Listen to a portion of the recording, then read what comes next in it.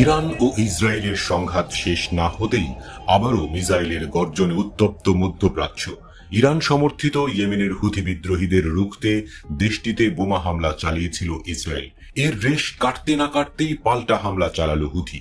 ইয়েমেনের সরকারি television channel আল মাসিরাহে সম্প্রচারিত এক বক্তব্যে এই তথ্য জানিয়েছেন হুথি মুখপাত্র ইয়াহিয়া সারি।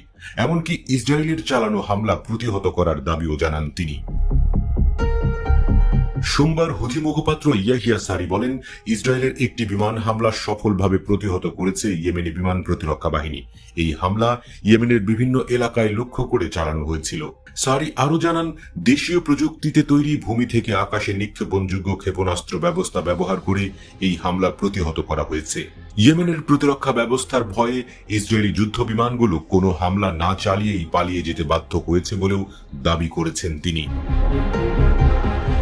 এদিকে বিমান হামলার জবাব দিতে ইসরায়েলের বেশ কয়েকটি লক্ষ্যবস্তুতে সমন্বিত ক্ষেপণাস্ত্র ও ড্রোন হামলা চালিয়েছে হুথিরা। এই অভিযানে 11টি ব্যালিস্টিক ক্ষেপণাস্ত্র ও ড্রোন ব্যবহার করা হয়েছে।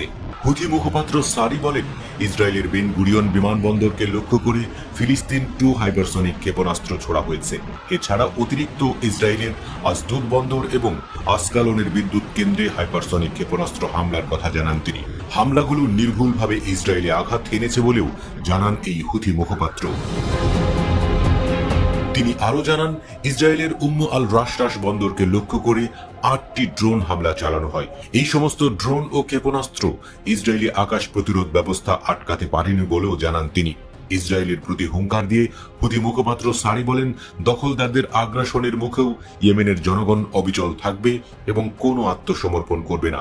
ইয়েমেনের উপর যে কোনো হামলার প্রতিক্রিয়ায় আরো বড় ধরনের প্রতিশোধমূলক হামলা চালানো হবে বলেও ইসরায়েলকে সতর্ক করে দেন তিনি।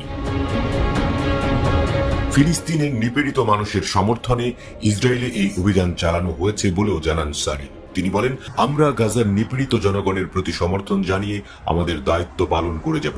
গাজায় ইসরায়েলি আগ্রাসন শেষ না হওয়া পর্যন্ত এবং অবরোধ তুলে না নেওয়া পর্যন্ত ইসরায়েলকে দাঁত ভাঙা জবাব দেওয়া হবে বলেও হুঁশিয়ারি দেন তিনি।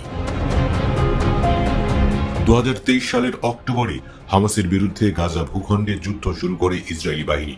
এরপর থেকেই বিশ্বের অন্যতম ব্যস্ত বাণিজ্যিক রুট লোহিত সাগরে চলাচলকারী বাণিজ্যিক জাহাজগুলোকে লক্ষ্য করে হামলা শুরু করে হুথিরা। 2023 সালের নভেম্বর থেকে 2025 সালের জানুয়ারি পর্যন্ত লোহিত সাগরে শতাধিক বাণিজ্যিক জাহাজে হামলা চালিয়েছে তারা।